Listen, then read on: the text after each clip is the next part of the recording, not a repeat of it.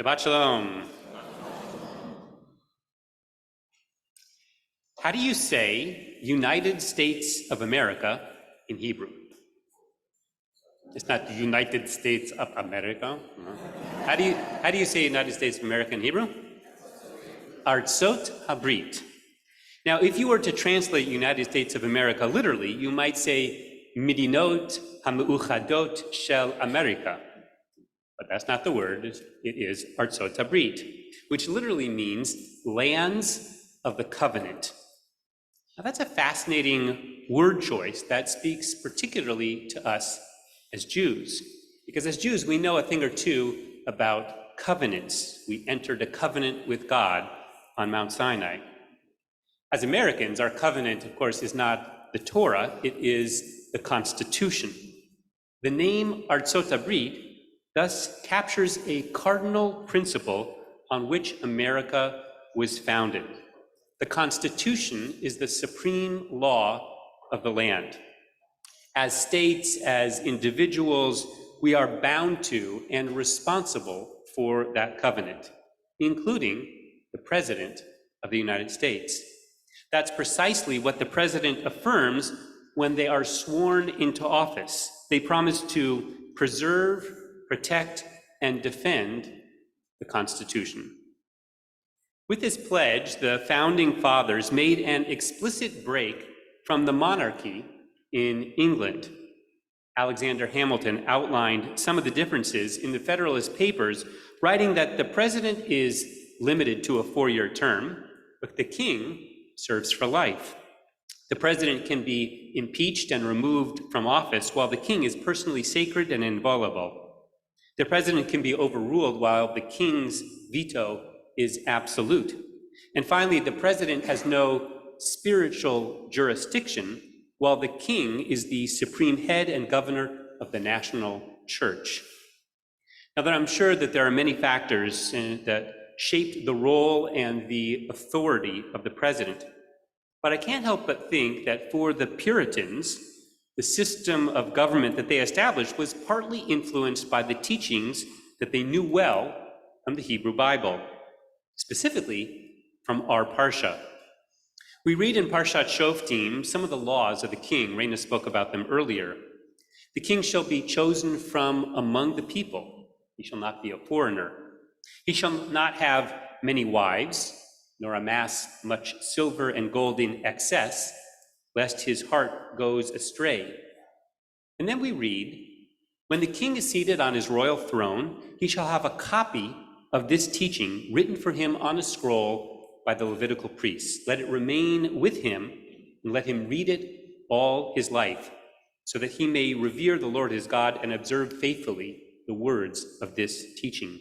Vaya ki shifto al kisei mamlachto v'katav lo et mishneh haTorah hazot al sefer. Now, the idea of a king writing and studying a text, it was a well-known practice in biblical days for all the people in ancient lands in the Middle East. But there's something unique here, something that the Torah introduces to this practice. That is that the king must study the same law addressed to the entire people and not simply one addressed to him alone. To be sure, the king was held in an exalted position. Unlike other ancient Near Eastern kings, the king of Israel was not considered to be a god or of divine birth. Rather, he was flesh and blood, fully human, like you and me. He was subject to the very same laws and regulations as the common person. The law was not shaped by him or changed according to his whim. He was bound by the Constitution. He was to be guided by Torah, for he was a servant of Torah, commanded to guard it faithfully, turning neither to the right nor to the left.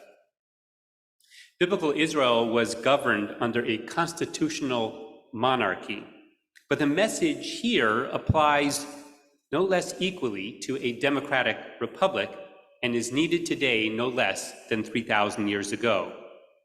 No one, we understand, not by their position, their stature, their pedigree, their intelligence, their wealth, no one is above the law.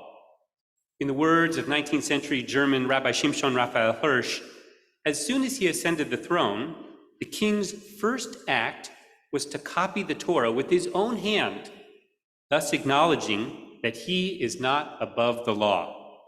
Rather, the law is to be the unalterable rule of conduct for his life, so that in faithfulness and self-sacrifice to it, he will stand as an example before the people as a son of Torah.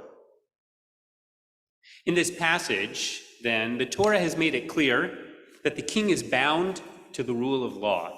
In fact, given the prominence of his position, he should exemplify the law. Reading the verses closely, we find an additional message, no less important. The Torah says that when the king is seated on his royal throne, he shall have in his possession a Mishnah Torah. Mishnah Torah means a copy of the Torah. So I picture the king sitting on his throne with the Torah scroll, but the rabbis of the Talmud read Mishnah Torah with a slight twist. They say Mishnah means two, like the word Shnayim. He used to write not just one, but two Torahs and keep two copies of the law. Why two? Rambam Maimonides explains that one is to be stored in his treasure house, menuchat lo beveit gnazav. The other is to remain with him constantly wherever he goes, when he comes in and when he goes out. Yotzav v'nechnasa imo. The Torah, hidden away in his treasure house, represents the king's private persona. The one he carries with him into the world represents his public persona. The Torah must guide his actions in both arenas.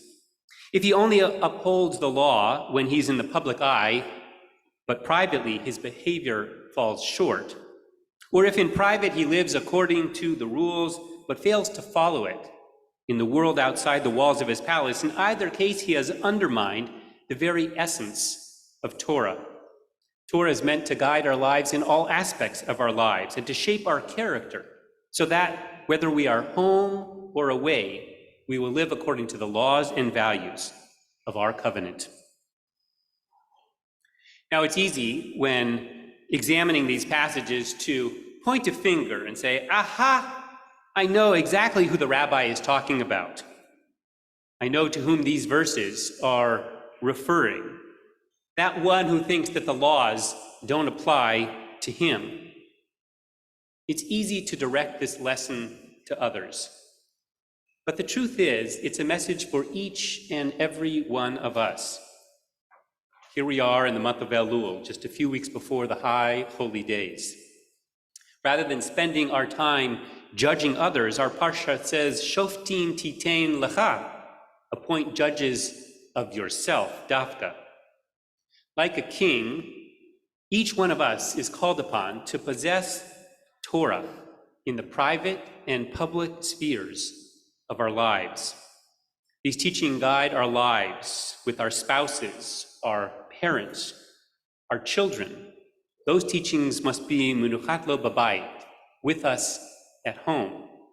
And in the public sphere, at work, at school, in the community, yotzav v'nechnasa imo, it should be with us wherever we go. As was true for the king, no one of us is above the law. I'm not talking about the courtroom, but in everyday life. How many times have I said to my kids, the rule here at home is no phones at the table? And then I proceed to take out my phone to look something up. We tell our kids to hug and make up with their siblings whom they have wronged, but we let discord remain in our own familial relationships. We say to ourselves, I can handle another drink. The limit is meant for someone who's less experienced as a driver. We think that the rules don't apply to us. We claim special privilege. We make excuses and tell ourselves, no one's going to notice. It's not a big deal anyways.